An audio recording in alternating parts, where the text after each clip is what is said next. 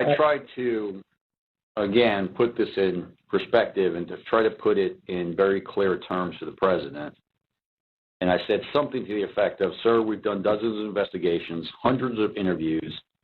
The major allegations are not supported by the evidence developed. We've looked at Georgia, Pennsylvania, Michigan, Nevada. We're doing our job.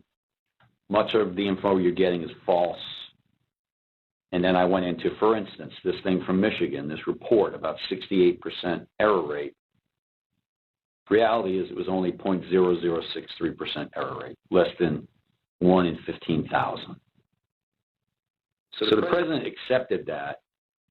He said, okay, fine, but what about the others? And again, this gets back to the point that there were so many of these allegations that when you gave him a very direct answer on one of them, he wouldn't fight us on it, but he would move to another allegation. So then I talked about a little bit about the Pennsylvania truck driver. This is another allegation that had come up. And this claim was by a truck driver who believed, perhaps honestly, that he had transported an entire tractor-trailer truck full of ballots from New York to Pennsylvania.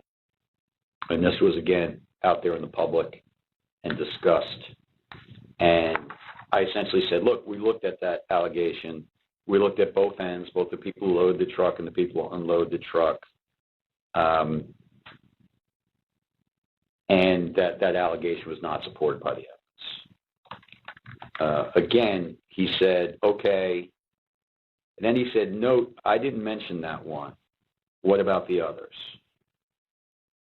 And I said, okay, well, with regard to Georgia, we looked at the tape, we interviewed the witnesses. There is no suitcase. The president kept fixating on this suitcase that supposedly had fraudulent ballots and that the suitcase was rolled out from under the table.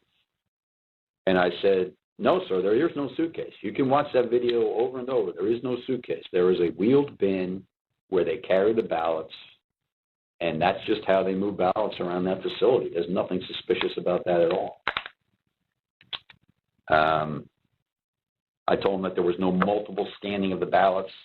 One part of that allegation was that they were taking one ballot and scanning it through 3 or 4 or 5 times to rack up votes, presumably for Vice President Biden.